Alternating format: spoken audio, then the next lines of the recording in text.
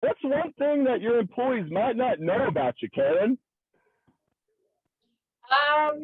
That I can share on this podcast.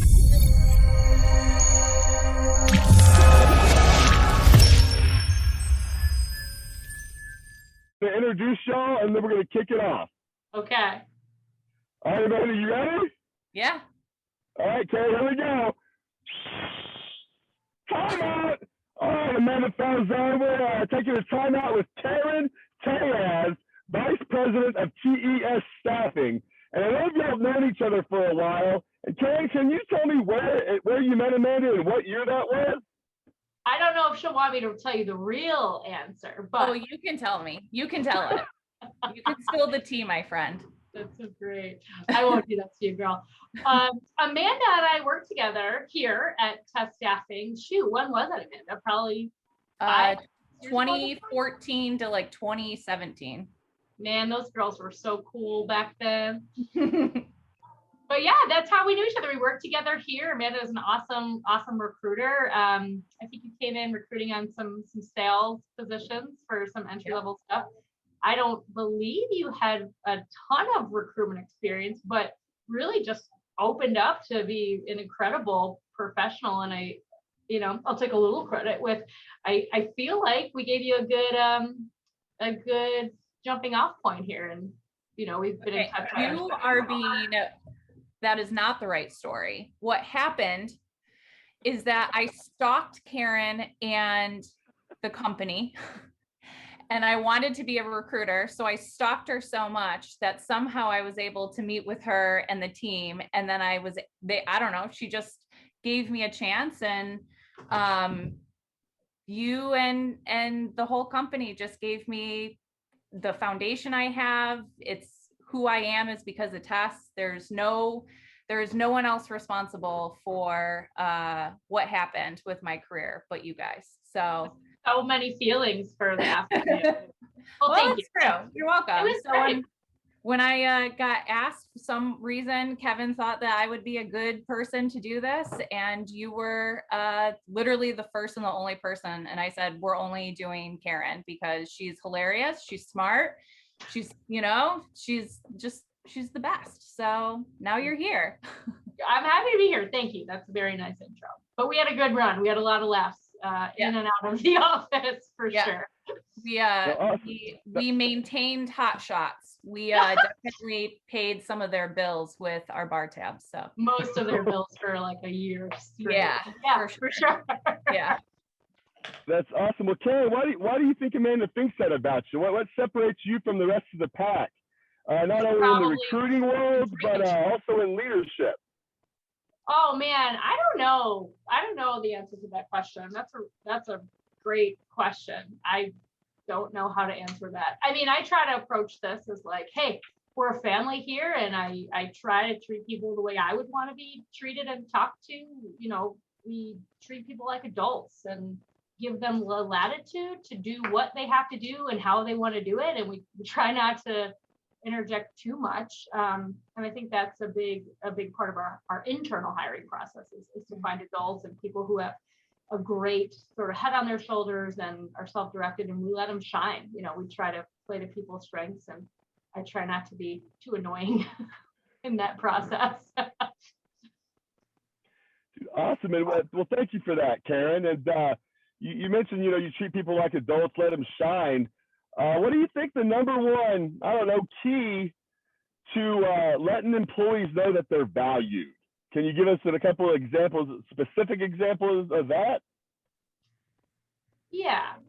So I think for us and for me specifically, I mean, I feel like in my previous professional career, I felt undervalued when I was constantly untrusted or asked dumb questions.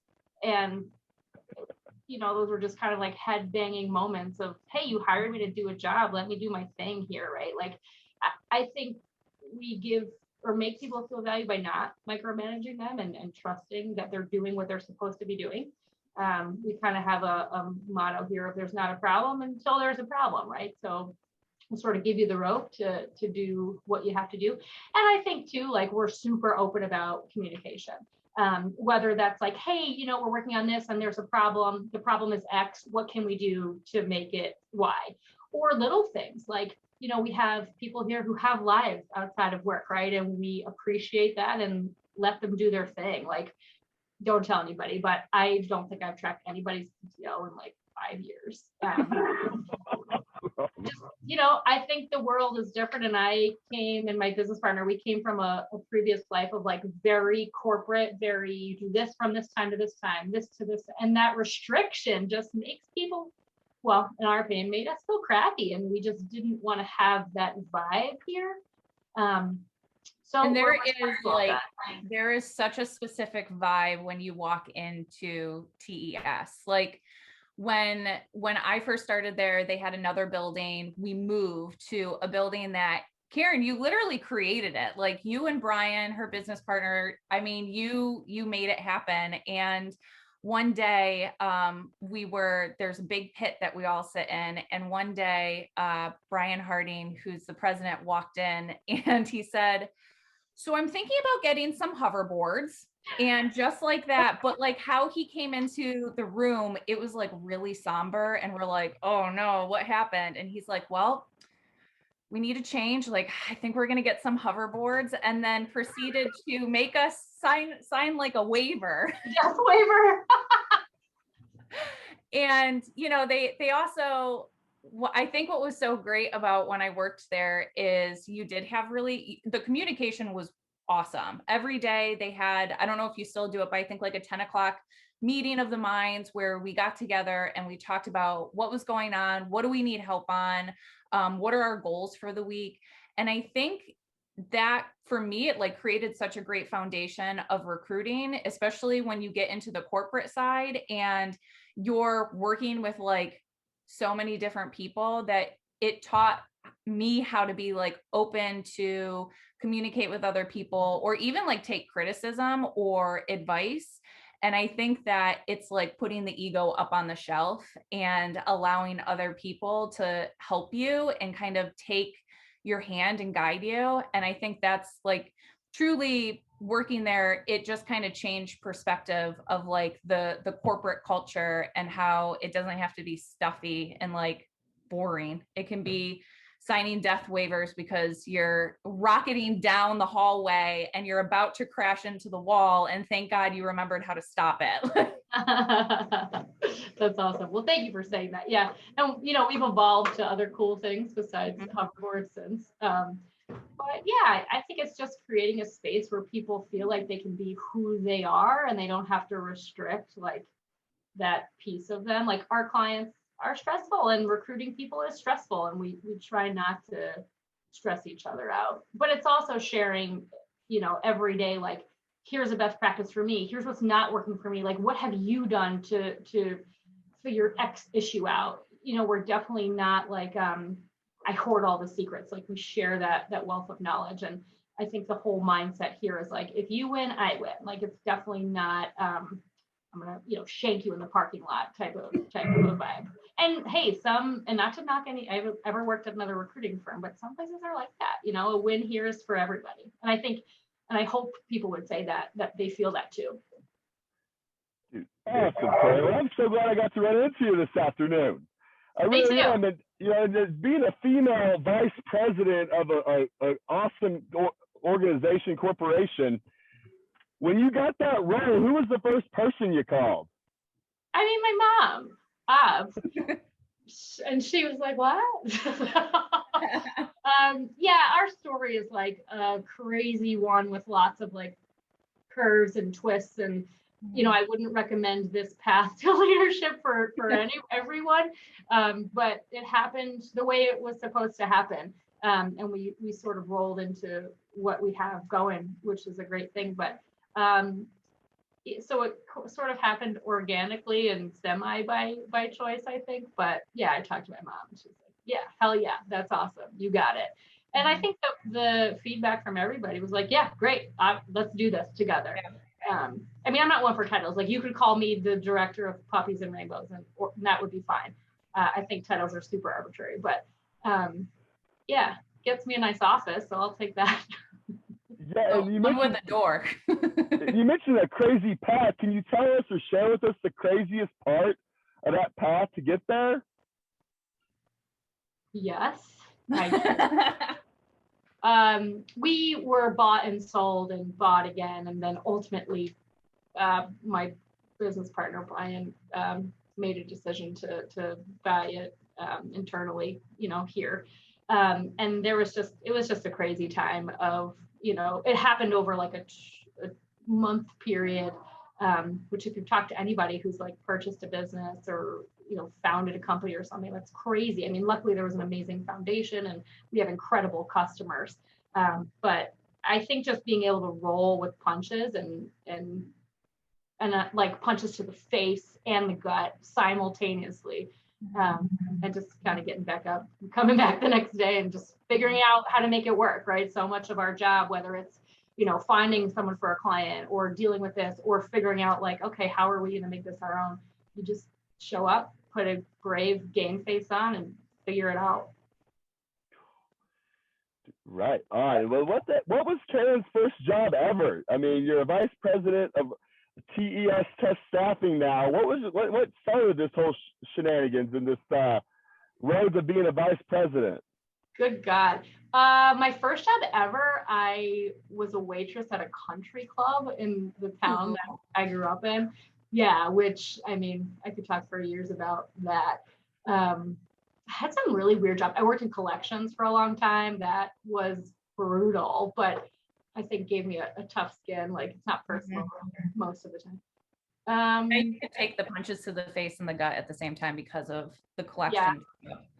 You're just like, okay, Yeah. no problem. They're like, F you, Karyn. I'm like, I didn't spend your money. It's not me. You man.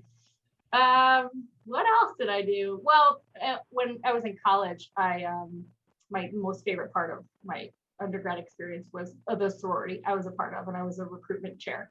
And I think like the year I was recruitment, I failed like every class, but I like tripled our sorority numbers. So that's fine. Took it as a win. And then actually one of the women who was in my sorority, who's still here and one of my favorite people in the world, said, hey, I work for the staffing company and we need a recruiter. Like, would you consider coming back over or like, doing it professionally? And at that time, the company I had worked for, which is a very corporate environment, I tried to get into the recruitment team and they were like, hey, we don't think you have, the kahunas or, whatever the term they used at the time. And I was like, well, I think you're wrong.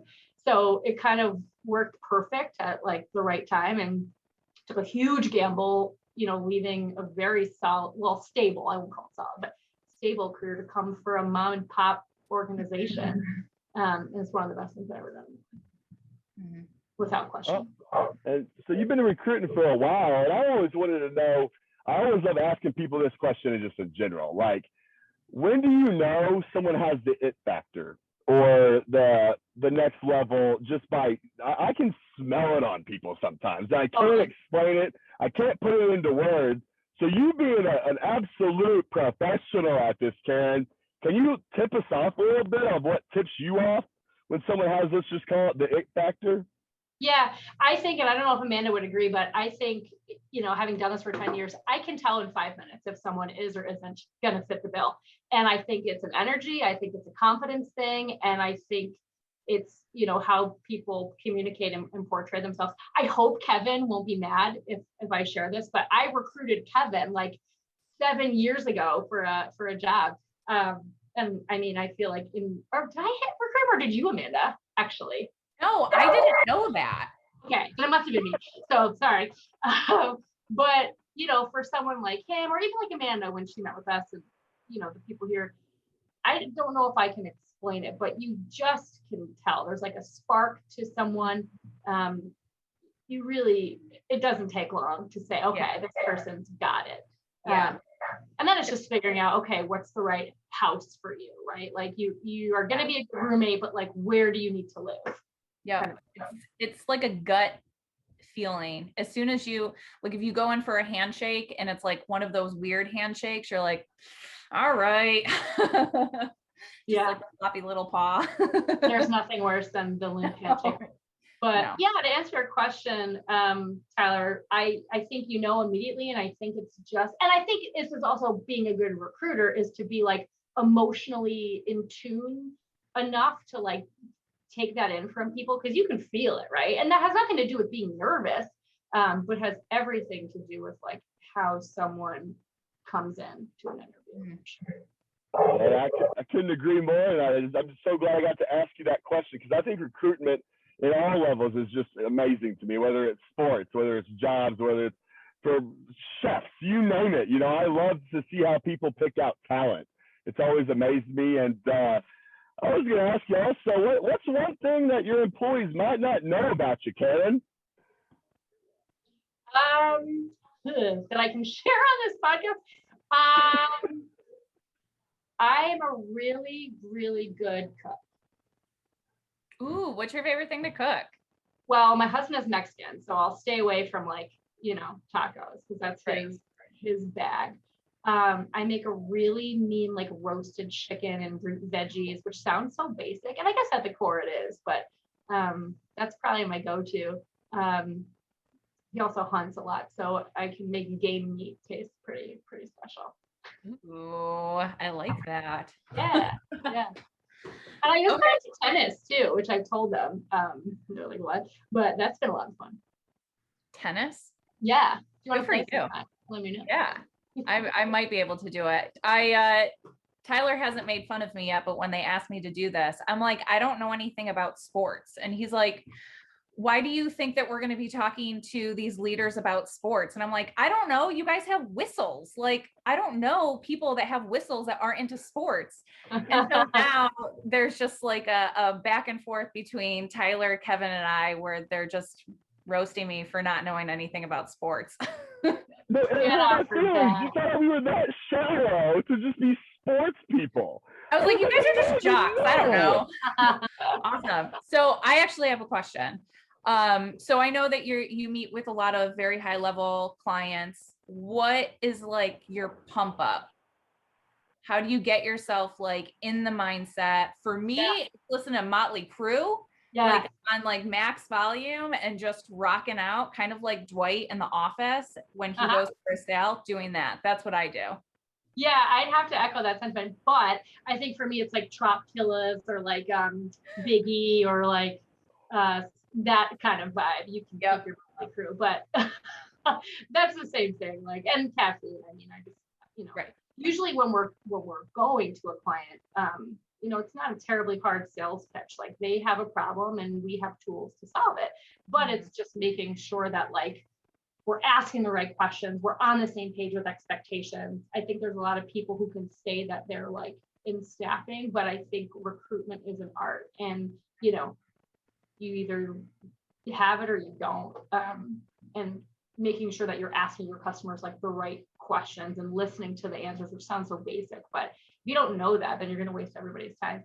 But I definitely listen to like gangster rap, caffeine up, do a double shot of espresso. Yep, fist pumping, getting ready. For sure. Well, Karyn, what gets you out of bed to this day? I mean, you're a vice president of a company. What keeps you motivated? Yeah, so that's a twofold. I mean, the people I work with, for sure. Like, not every day is easy, right? But you know, to come to a place with people like this who work for us here at TES, I mean, they definitely keep me motivated. I have a young daughter and my husband, and you know, also got to pay bills, so that's a helpful reason to get up. But yeah, when days are hard, I look to my team for sure, and they keep me motivated 100%.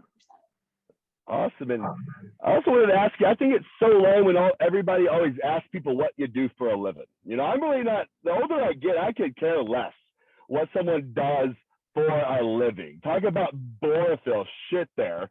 So I was thinking, you know, what was your happiest year of your life and why, Karyn? That's what I'm after. What was your happiest year and why? I mean, I don't want to give you like a basic answer and say the year I had my child, but we had, you know, a tough go of it, and she was born super early, whatever. And she's healthy and I'm fine and my husband's fine. But I think that year being able to really, take care of this little baby that is something and someone that you wanted for so long and you didn't know if it was going to happen, and then it happened and then it didn't happen. That was awesome. And I didn't even know if I wanted a child as I was, delivering a child. Like, is this real? Is this happening?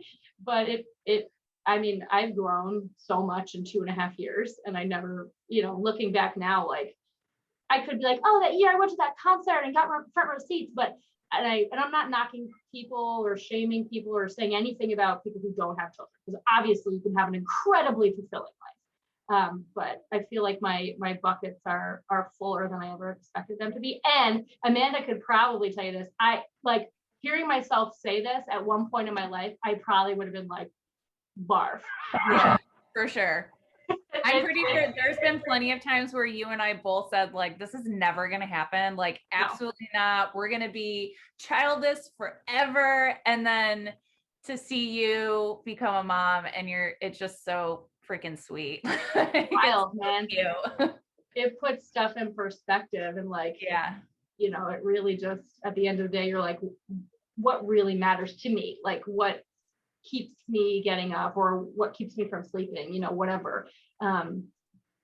Just, I don't know, it's really sharpened my edges a little bit and given me some good discipline and direction outside of my professional life.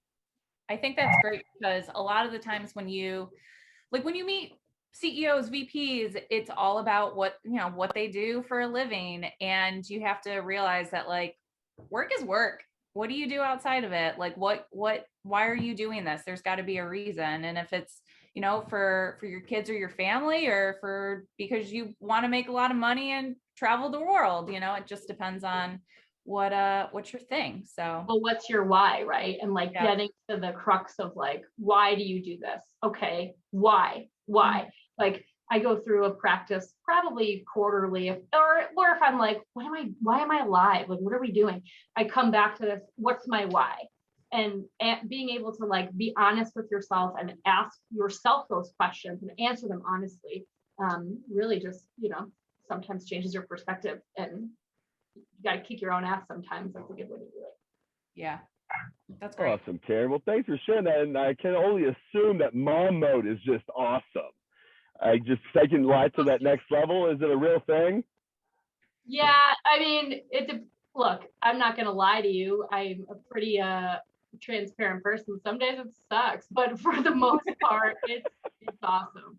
I mean, you get to do everything again. Like, I don't know if you have children, but when's the last time you like hung out at a splash pad, or went down a slide, or like got jacked up to eat a cookie? Like, I don't know. It just makes things that you forgot that you love so much, you get to do them all again. That is awesome. I do not have kids yet, but you're getting me excited about them now. Well, wait to see what Kevyn has to say. Give him probably like 9 months. He's probably going to be like, oh, I don't know what to do with my life. And that's super normal. Glazed over. Yeah. But once you get through all that, it just opens stuff up that, you never expected it to be like. But yeah, some days suck, for sure. They suck for sure. Well, heck, I guess getting back onto the business track a little bit, who was one of your mentors growing up that kind of just like trailblazed the way for you to just see yourself as a VP someday? So that's a really good question. And I used to, this is so cheesy, I can't imagine that I'm like sharing this with you. I used to pretend like if I was in Starbucks or somewhere and like it seemed busy, I would pretend to be on my phone taking like really important calls. So not to like be like, this way about it, but I don't know, I sort of like visioned that it would go this way in some capacity without like all the semantics. But my dad, I mean, he was in sales for a long time and like commercial HVAC stuff, and just had like such a drive. And I don't know, he was I don't know if it was like a VP type of mentorship, but definitely like a work ethic and morals and values, and like you show up every day, even the days you don't want to show up. Like that's that. So he was a huge, and still is a huge influence. I played soccer in high school and a little bit in college, and I think most of my coaches were like pretty incredible mentors. There's only one female coach along that path, and I mean, she was amazing. So yeah, I guess I would bring it back to my dad and like my coaches from soccer and stuff. And this is also really lame, but like I loved Katie Couric, like her whole life story and like how she interviews people and how she like, you know, was taken super seriously and as a female and in her career. I mean, she's been a big inspiration. Mm-hmm. What about now? Do you have like any mentors or coaches now? So I'm part of an amazing group called Entrepreneurs Organization. You know, there's certain criteria, but most of these people in this group are business owners or founding members. You have to do $1 million in sales to even qualify.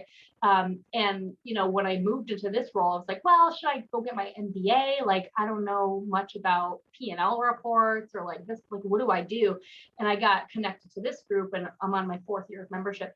And I've learned more from this group of people than I think any, you know, graduate level course could have given me. Even, you know, just a couple minutes ago before this call, you know, stuff was going bad. I texted someone in my group. I was like, what do I do? And, you know, she shared her experience. I was like, okay, like, that's great. And I think having that like peer network, that's, you know, not my business partner, not my husband, not someone who works here, like not my friend, like a group of like-minded entrepreneurs who also have high stakes in their field has been invaluable to me. I mean, I can't say enough about that group because it's hard, you know, it's hard to, you don't want to take it home with you. And I don't know, I try to be respectful of like where I bring my work problems, and they're awesome and super, like, I don't know if they would call themselves mentors, but they've been invaluable to me. That's awesome. Man, it sounds like we need to get $1 million in sales to get in that group. I guess so.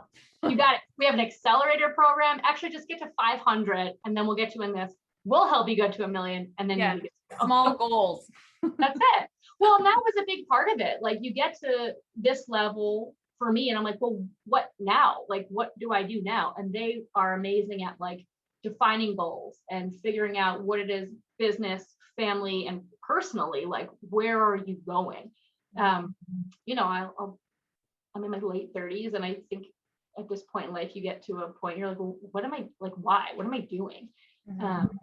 Take stock, right? And they're really helpful in helping you figure out who you are now, right? Like, I've been grinding professionally for 15 years. And for me, I got to like this place. I'm like, well, now what? Like, I still have so much more to give. I don't know what that is or how that looks. And having good mentors and people in your corner, I think have been pivotal for me. That's exactly how I learned too, Karyn. Like hearing people's experiences. Like I could Google all day long. I could read out of the books all day long. I could YouTube crap all day long. But when like I look into another peer's eyes, like you were saying, that necessarily, and maybe isn't even my friend, but I know they've been to hell and back, or they've been in my shoes, and all they share is that one little experience. You can like feel it in your chest. You know, that's where I feel like we all grow from, and then having that vulnerability. So like being where you are, what would you tell a teenage female on how to get to where you are today? Is there any like specific advice you give a 13-year-old female going to Rush Henrietta High School? I'm just picking high schools now, I'm not from the area. What's that? So that's random, but okay. Yeah. What would you tell her if she was inquisitive and had the courage to ask you, hey, how do I get to be in your shoes someday, Karyn? That's a good question. I think for a lot of people, especially like kids these days, success isn't like this, right? I feel like we undereducate our youth to say, okay, you do this, this, and this. Success is like this, right? Like sometimes you got to go backwards or 2 steps to the left, or, you know, go do this for a little while to figure it out. I think if you chase what your passion is, you'll be more successful versus chasing money. And, you know, I think it's easy to say that now, sitting where I am, but, you know, you can always keep chasing cash. It's not going to fulfill your soul, right? So I think if you're a 13-year-old girl at Rush Henrietta High School, I think you just go out and try everything. Like, go collect money, go babysit, go work at a restaurant, go work on a boat, like do all the things until you figure out what checks the box for you. One of the best experiences I had personally was living abroad for a semester in college. And like, the reason I did that is not important, but someone not forced me, but really pushed me to do that. And it's, I think it was a defining period of my critical early 20s. But I mean, just working outside of your comfort zone and like not being afraid, and also like sucking people dry for information, like tell me everything about that. Like, why did you do this? What happened then? Then what? And, I think that also is why I'm in the industry that I'm in. I love people's stories, but you got to figure out to come back to that why, and how you do that when you're 13. You just go do stuff, right? And you figure it out. I don't think you're going to get that answer like sitting behind your phone or your computer or your iPad, right? Like, you got to go live somewhere else, go find a new culture, find people that don't look like you. I think that's important. It's exactly what I did when I moved here from Arkansas, Karyn. Yes, I didn't know what a cannoli was. I'm like, y'all know what a cannoli is? And they're like, no, what the hell is a cannoli? Then I talk about fried okra, and y'all are like, what the hell is fried okra? I just love the difference. You can learn so much.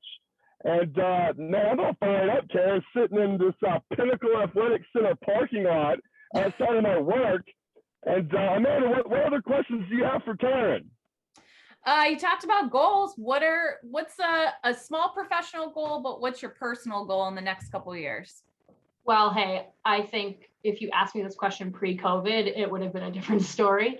But, now that we're sort of coming out of the survival mode of COVID and we're all saying, okay, we got through COVID, now what? It's just making sure that like our internal people here are good and their direction and their goals, I'm helping them with that. And our clients and our external employees, like making sure everyone just has a place to work and a check to cash. I think that for me today, right now, is the most important thing. I mean, eventually, we'd like to do more stuff, I think, from a community engagement standpoint, but it's just such a pity for everybody. We weren't the only people affected by COVID, obviously, but we were getting to a place where we're like, okay, we like have all of these things that we have to do. Now we can start to do the things we want to do. Mm-hmm. And now we're just kind of back to, it almost feels like a startup again. And that's cool. Like, we're all kind of in the zone. So I guess just like making sure we all get through together on this boat until, we see the shore. And I can see it, it's out there. And then personally, I mean, I'm just trying to travel again with my husband, like figure out who we are, with a kid post-pandemic, that kind of stuff. And sort of see all the things we haven't been able to see in 2.5 years. That's great. Yeah. And to hang out with Amanda and have a cocktail again. Okay. Woo! Well, what's your favorite place to travel to, Karyn? Do you have a spot, or are you kind of like me? You go to a place one time and you're good, and let's go to somewhere else. Yeah. I would also be happy to just like get on a plane and be like, "Ooh, where are we gonna go? Let's see where we land." I mean, I always prefer a beach. Like, I'm not trying to go hike a mountain. Like, no. Let me sit. Yeah. Leave me alone. I'll be back in 10 days. Hiking and camping are not vacations. That is work, and I am not here to work. I'm here to vacay. That's right. I'll walk to the spa. Right. That's it. Yeah. But that's the extent. We grind all the rest of the times. Yeah. I think that's important too, is like knowing when you just need a minute. Yeah. It's hard for me. I just go until I hit a brick wall and I'm like, what the hell happened to me? And then I try to learn from it, but I don't learn that way very well. I just keep going. And, I rest on the weekends every now and then, and then I get to the point where I'm like, weekends are boring. I love the grind so much. And that's just a little 2 cents on me, but we really appreciate your time you spent with us this afternoon, Karyn. So now we're going to go into the last segment of the show, and we're going to ask you two typical interview questions that we get every time we get interviewed at places. So this is my interview question, okay? And I'm going to answer it. Yes, Karyn. I'll try to change my voice, too. So, okay, Tyler, let's do this. And thanks for sending in your application here to Timeout with Leaders. If you could be any animal, what would you be and why? What a wonderful question. Thank you for asking.